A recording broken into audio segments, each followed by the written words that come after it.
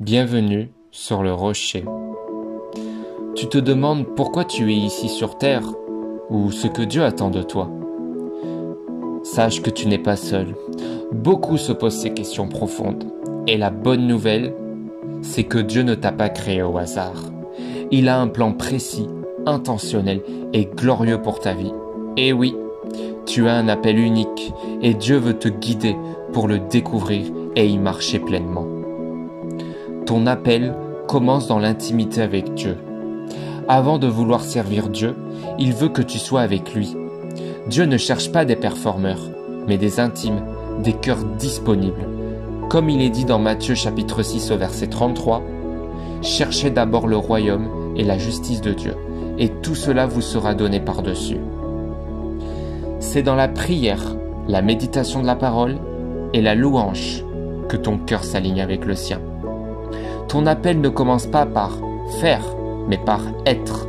Sois un adorateur avant d'être un serviteur. Plus tu te rapproches de Dieu, plus sa voix devient claire, plus ton chemin devient lumineux. Dieu utilise tes dons et tes désirs. Est-ce que tu as des talents ou des passions brûlantes?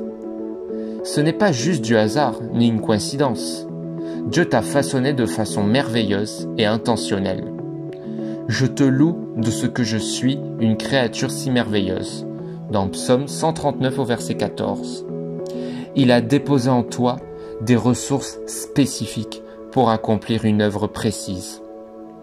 Ce que tu aimes naturellement, ce pour quoi tu es doué, fait souvent partie du langage de ton appel.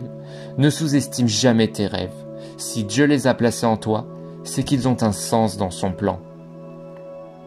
L'appel de Dieu est progressif. Dieu ne te donne pas la carte complète dès le départ. Il te donne la prochaine étape. Il te forme au fur et à mesure au rythme parfait. Confie-toi en l'Éternel de tout ton cœur.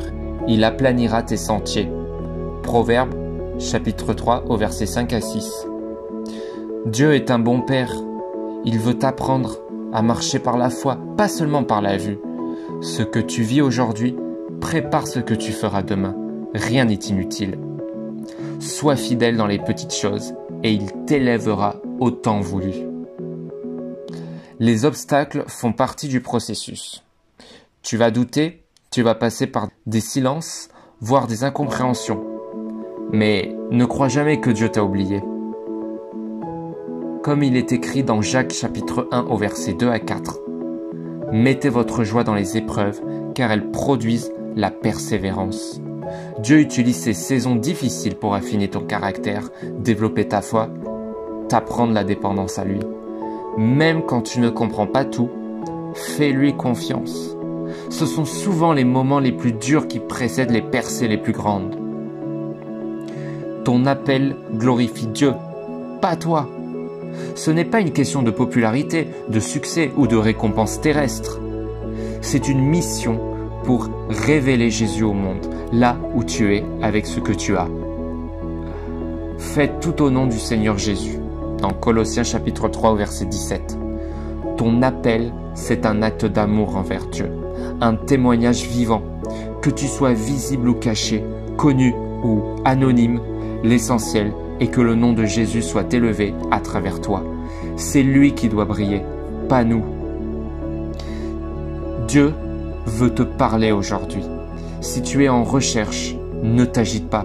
Viens dans sa présence.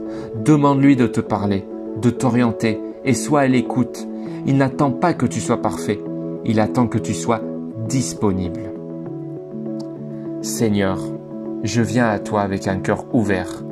Montre-moi ce que tu attends de moi. Aide-moi à marcher chaque jour dans ta volonté. Je te fais confiance pour me conduire pas à pas. Que ma vie te glorifie. Amen. N'hésite pas à t'abonner pour plus d'enseignements bibliques. Que Dieu te bénisse et à demain.